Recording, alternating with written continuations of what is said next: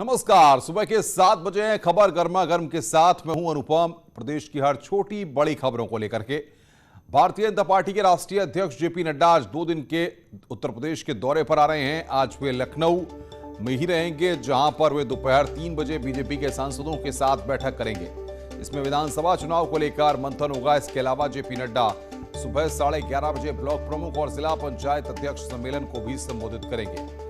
साथ ही विधानसभा प्रभारियों के साथ मीटिंग भी करेंगे। शाम 6:30 बजे वे बीजेपी कोर ग्रुप की बैठक लेंगे। जेपी नड्डा 8 अगस्त को आगरा का दौरा करेंगे, जहां पर वे कई कार्यक्रमों में शामिल होंगे और कोरोना काल में योगदान के लिए 2000 डॉक्टरों का सम्मान कार्यक्रम रखा गया है, जिसमें शरीक होंगे। सीएम योगी आदित्यनाथ भी कार्यक्रमों में मौजूद रहेंगे।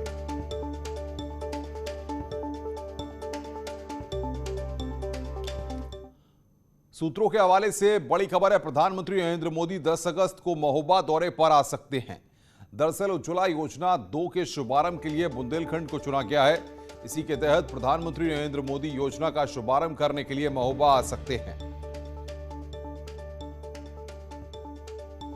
10 अगस्त को महोबा आएंगे पीएम। सूत्र इस बात की जानकारी दे रहे हैं कई योजनाओं की सौगात दे सकते हैं।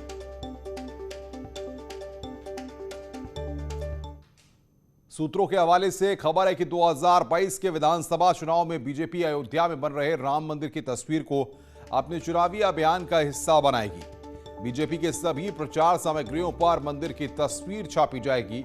साथ ही काशी विश्वनाथ कॉरिडोर की तस्वीर भी छापने की योजना बनाई गई है। इसके अलावा अयोध्या के विकास से जुड़ी हुई तस्वीर को भी विधानसभा के चुनावी अभियान में उपयोग किया जाएगा।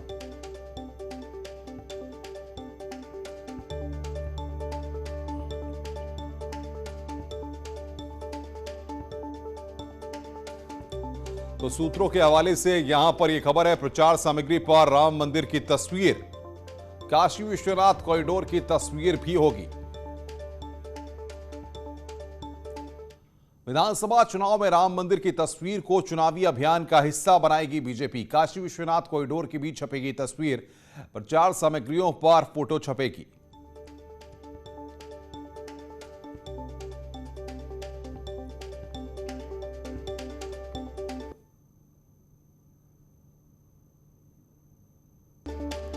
तो यहां पर प्रचार सामग्रियों पर फोटो छपेगी। सूत्रों के हवाले से खबर है, इस वक्त 2022 के लिए भारतीय जनता पार्टी की यह बड़ी रणनीति है। सीएम योगी आदित्यनाथ ने बीजेपी आईटी सेल को तेजी से और आक्रामक होकर काम करने की सलाह दी है। सीएम ने साफ किया है कि सोशल मीडिया के सहारे केंद्र और राज्य सरकार के खिलाफ लगातार षड्यंत्र किया जा रहा है, लिहाजा इसका करारा जवाब देने की जरूरत है। सोशल मीडिया सेल की बैठक में सीएम ने पेगासस जासूसी कांड के बहाने भी विपक्ष पर हमला बोला। योगी ने विपक्ष पर बिना तथ्यों के पेगासस मुद्दा उठाने और संसद का काम ठप रखने का आरोप लगाया। इसके अलावा मुख्यमंत्री ने पार्टी नेताओं को सोशल मीडिया से अलर्ट करने का सुझाव भी दिया। इस एक मीडिया ने अपनी धमक बनाई है, वो बिना किसी माई बाप का है, उस पर किसी का नियंत्रण नहीं है। अगर आप अलर्ट नहीं है, अगर आपकी पहले से तैयारी नहीं है, तो आप मीडिया ट्रायल का विषय बन जाएंगे, और यही होता है। सोशल मीडिया की भूमिका से हम कतई अपने आप को अलग नहीं कर सकते। मैं पिछले 3-4 वर्षों से देख रहा हूं, और 2014 के बाद से आदरणीय मोदी जी जब से देश के प्रधानमंत्री बने हैं, हम लोग देखते हैं अनावश्यक मुद्दों को मुद्दा बनाया जाता है, और ये मुद्दों की तिथि और उनका कौन सा ऐसा अवसर होता है जब भारत सरकार अपनी किसी एक बड़ी उपलब्धि या किसी बड़ी घोषणा के साथ सामने आ रही हो। देश जब किसी एक बड़ी घटना का गवाह बनने वाला हो, तब देश के अंदर वातावरण उस रूप में खराब करने का प्रयास होता है, और उसका माध्यम बनता है सोशल मीडिया। वहीं बैठक के बाद डिप्टी सीएम केशव प्रसाद मौर्य ने दावा किया है कि 2017 की जीत को 2022 में फिर से दोहराएंगे। हमारा लक्ष्य जो है उस लक्ष्य को लेकर के लड़ रहे हैं। जो 2017 में विजय मिली है उसको 22 में दोहराएंगे। और जिस प्रकार से उत्साह आप देख रहे हैं, यह विजेता टीम का ही उत्साह हो सकता है। और आज मैं कार्यकर्ताओं को उत्साह देकर के ये कह सकता हूं कि हम जो 2017 को 2022 में दोहराने की बात कर रहे हैं, आंकड़ा 2022 में 17 से बड़ा होगा। पूर्व सीएम अखिलेश यादव आज लखनऊ में दोपहर 12:30 बजे प्रेस कॉन्फ्रेंस करेंगे। समाजवादी पार्टी के अध्यक्ष अखिलेश यादव पार्टी दफ्तर में ही मीडिया से रूबरू होंगे। इस मौके पर दूसरे दलों के कई नेता समाजवादी पार्टी में शामिल हो सकते हैं।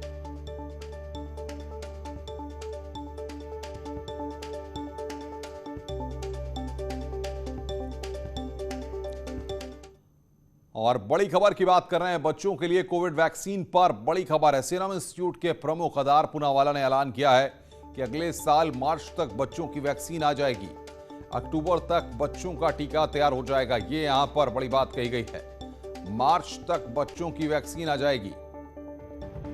ये यहां पर बड़ी खबर, बच्चों के लिए कोविड वैक्सीन पर सीरम इंस्टीट्यूट का ये ऐलान है।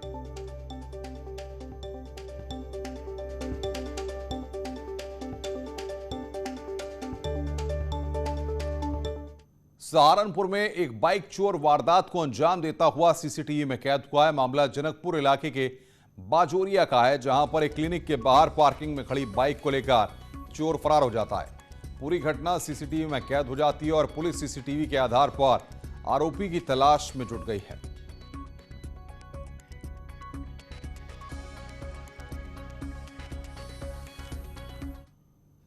खबर हरदोई से, जहां पर एक युवक ने हथियारों के दम पर दबंगई दिखाते हुए ज्वेलर्स को धमकी दी। मामला कोतवाली इलाके का है, जहां पर आशीष रस्तोगी की ज्वेलरी की दुकान है। वहीं पर आरोपी अभिषेक अपने साथी के साथ चांदी बेचने के लिए आया और दाम को लेकर मोलभाव किया, लेकिन दोनों में विवाद हो गया। इसके बाद आरोपी ने हथियार लहराकर ज्वेलर्स को धमकी दी। पूरी घटना सीसीटीवी में कैद हो गई है। पीड़ित ने पुलिस से शिकायत दर्ज कराई है। इसके बाद पुलिस ने मामले की जांच पड़ताल शुरू कर दी है। श्री ज्वेलर्स नाम की दुकान है और उस पर एक व्यक्ति हैं अभिषेक सिंह, जो कि चांदी बेचने आए। उसके भाव को लेकर आपस में इनमें कहासुनी हो गई। इस पर जो अभिषेक सिंह हैं, इन्होंने अपनी गाड़ी में उनकी एक बंदूक रखी थी, उसको निकाल कर लिया, उसे धमकाया। ऐसा आरोप इनके द्वारा लगाया गया है। पुलिस ने इसमें उचित धाराओं में अभियोग पंजीकृत किया है। विवेचना की जा रही है। जो भी साक्ष्य मिलेंगे उसके आधार पर कार्रवाई करेंगे। संगम नगरी प्रयागराज में गंगा और यमुना दोनों नदियां पूरे उफान पर हैं। दोनों नदियां फिलहाल खतरे के निशान से महज 1 मीटर नीचे हैं। तटीय इलाकों में बाढ़ का पानी घुसने से लोग परेशान हैं। गंगा किनारे बनी झोपड़ियां पानी में डूब गई हैं। सड़कों पर भी पानी आ गया है। वहीं प्रशासन ने कई गांवों में अलर्ट जारी कर दिया है और बाढ़ प्रभावितों को प्रशासन सुरक्षित स्थानों पर विस्थापित कर रहा है। संगम नगरी प्रयागराज में गंगा और यमुना दोनों नदियां उफान पर हैं और खतरे के निशान से बमुश्किल 1 मीटर नीचे बह रही हैं। और इस वक्त हम दारागंज घाट पर मौजूद हैं। जिस सड़क पर हम खड़े हैं, यहाँ पर कभी मोटर गाड़ियाँ दौड़ा करती थी, लेकिन इस समय यहाँ पर जो है वो जल भरा हुआ है। आप देख सकते हैं सामने नाव चल रही है और जो सामने दशाश्वमेध चौकी है वो पूरी तरह से डूबी हुई है। लोगों को सुरक्षित स्थानों पर जाने को कहा जा रहा है। आप देख सकते हैं कि ये लोग यहाँ पर अपने झोपड़ियों में बैठे हुए हैं और किस तरह से ये जीवन यापन कर रहे हैं और प्रशासन अभी तक इन्हें सुरक्षित स्थान पर नहीं भेज पाया। आप देख सकते हैं कि यहाँ पर किस तरह से लोग हैं और अपने सामान को अभी भी समेट रहे हैं। और ये जो गाड़ियां हैं, आप देख सकते हैं कि किस तरह से गाड़ियां जो है वो पानी में डूबी हुई हैं। और जो श्रद्धालु हैं उनकी आस्था है, देखिए कि आप साफ तौर पर देख सकते हैं, चूंकि सावन का महीना चल रहा है तो जो कांवड़िए हैं वो कांवड़िए यहाँ पर पहुंचे हैं और यहाँ से गंगा का जल ले रहे हैं। और इस तरह से जो श्रद्धा का भाव है माँ गंगा के प्रति, माँ यमुना के प्रति, वो यहाँ पर देखा जा रहा है। तो कांवड़िए भी यहाँ पर पहुंचे हैं और यहाँ पर सुरक्षा व्यवस्था भी तैनात की गई है और यहाँ पर श्रद्धालु भी दूर दूर से पहुँच रहे हैं। लेकिन लोगों को तमाम दिक्कतें भी हो रही हैं। लोगों को सुरक्षित स्थानों पर भी पहुँचाया जा रहा है। जिस तरह से राजस्थान के धवलपुर बैराज से पानी चंबल नदी में छोड़ा गया था, वो पानी 2 दिन से यहाँ पहुँचना शुरू हो गया था और उसके बाद लगातार इसका क्रम यहाँ पर जारी है। दोनों नदियाँ गंगा और यमुना बमुश्किल 1 मीटर खतरे के निशान के नीचे बह रही हैं। और जैसा माना जा रहा है कि इस बार 2019 के बाद सबसे बड़ी बाढ़ आने की संभावना जताई जा रही है, जो कि ये बाढ़ जो है वो खतरे का निशान जो है 84.734 मीटर है, उसको ये पार कर जाएगा। तो यानी इस बार बाढ़ की जो भयावहता है वो ज़्यादा होने की उम्मीद जताई जा रही है। तो लोगों को अलर्ट भी किया गया है। बाढ़ कंट्रोल रूम के फ़ोन नंबर जारी किए गए हैं, लगातार नजर रखी जा रही है। इसके साथ ही साथ यहाँ पर SDRF और जल पुलिस को भी तैनात किया गया है, PSC को तैनात कर दिया गया है। तो पूरे बाढ़ पर जो है वो जिला जिलाधिकारी से लेकर कमिश्नर तक निगरानी कर रहे हैं, देख रहे हैं, लेकिन फिलहाल जो स्थिति है अभी वो नियंत्रण में है। लेकिन जलस्तर लगातार बढ़ रहा है और ये उम्मीद की जा रही है कि कल तक जो है वो डेंजर लेवल को गंगा और यमुना का जलस्तर पार कर जाएगा। अपने सहयोगी ज्योतिराव फूले के साथ सर्वेश दुबे, न्यूज़ 18 प्रयागराज। वाराणसी में गंगा और वरना नदी का जलस्तर बढ़ जाने से लोगों का पलायन शुरू हो गया है। बाढ़ का पानी लोगों के घरों तक पहुंच रहा है। वाराणसी के घाट भी पानी में डूब गए हैं, जिसके चलते शवों का अंतिम संस्कार भी गलियों में किया जा रहा है। सरैया इलाके में पानी घुस जाने के चलते लोग अपने घरों को छोड़कर जाने लगे हैं। इस इलाके में करीब 100 घर बाढ़ से प्रभावित हुए हैं। स्थानीय लोगों के मुताबिक हर साल बरसात के मौसम में उनकी परेशानियां बढ़ जाती हैं। दिक्कत यही नारा है, नारा में जो है पाइप अगर लग गई होती तो हम लोग को बहुत आराम हो जाता है। नहीं, अभी बाढ़ से क्या दिक्कत है? अब बाढ़ से दिक्कत क्या है, पानी आएगा तो भर ही जाएगा सब एकदम पूरा, नारे की वजह से आता है पानी पूरा। ये सरैया लाट भैरव में आता है, जलाल बाबा मस्जिद के पास, और यहाँ पे कल से लगभग 5-6 फुट पानी बढ़ा हुआ है। क्या इससे लोग पलायन स्टार्ट हो गए? बहुत ज़्यादा लोग की संख्या में जा रहे हैं यहाँ से छोड़ करके दूसरे जगह, मतलब किराए पे लेकर के लोग अपना, जब तक बाढ़ रहेगा तब तक अपना यापन करेंगे लोग। बाढ़ से ही दिक्कत है, घर जो है कि खाली करना पड़ता है, जो है बहुत दिक्कत का सामना जो है करना पड़ता है। अब कहाँ जो है कि घर गृहस्थी का सामान हम लोग उठा कर लेकर जाएं, किसके दुआरी रखें। पहाड़ी इलाकों में बारिश की वजह से नदियां उफान पर हैं। गाजीपुर में भी गंगा का जलस्तर बढ़ गया है और गंगा खतरे के निशान से महज 70 सेंटीमीटर दूर है। इससे तटवर्ती इलाकों में बाढ़ का खतरा मंडराने लग रहा है और लोग परेशान हैं। हालांकि प्रशासन का दावा है कि बाढ़ के खतरे को देखते हुए अलर्ट मोड पर हैं और बाढ़ चौकियों की निगरानी की जा रही है। गंगा के जलस्तर में जो वृद्धि हो रही है उस पर लगातार जिला प्रशासन की नज़र बनी हुई है और जनपद के समस्त उप जिलाधिकारियों को, जो कि नदी के किनारे से संबंधित तहसीलें हैं, उनको भी सतर्क किया जा चुका है और बाढ़ चौकियों की स्थापना हुई है जहां पर की कर्मचारियों की तैनाती की गई है। सहारनपुर के बेहट इलाके में रोशनपुर पेलो गांव में जल निगम की लापरवाही के चलते पानी की सप्लाई बंद है। ग्रामीणों के मुताबिक टैंक का मोटर खराब होने के चलते पिछले 20 दिनों से पानी की सप्लाई नहीं हो रही है, जिसके चलते पीने के पानी का संकट हो गया है और दूर दराज से पानी लाने को मजबूर है। दूषित पानी से बीमारी का खतरा भी बढ़ रहा है। ग्रामीणों ने कहा है अगर जल्द की समस्या का समाधान नहीं हुआ तो वे गांव से पलायन कर देंगे। पानी की समस्या है जी, 20-25 दिन है गाँव में पानी नहीं आ रहा। जो नलकों में पानी आ रहा है बेकार पड़े, इस गाँव में कोई समाधान पानी का नहीं आ रहा। पानी बिना बहुत दिक्कत है रही। पानी की समस्या है साहब, 20-25 दिन पानी नहीं आ रहा।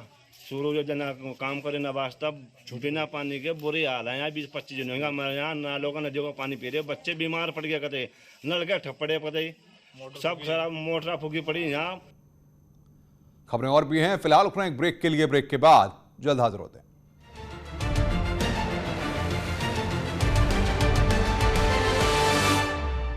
भारतीय मिशनों के प्रमुखों और देश के व्यापार और वाणिज्य क्षेत्र के प्रतिनिधियों से बातचीत की।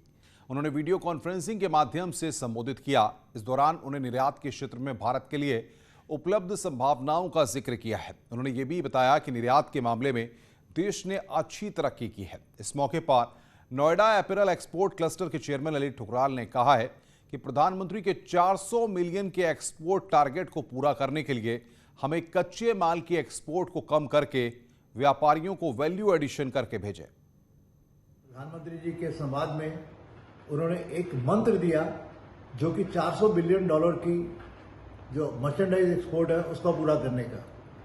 उन्होंने एक ही सूत्र में सबको बांध दिया। आज सारे एम्बेसडर, सब कंट्रीज के व्यापारी, ऑल काउंसिल्स एंड मैन्युफैक्चरर्स, ये सबको उन्होंने एक मंत्र दिया कि आप वैल्यू एडिशन करके माल भेजो।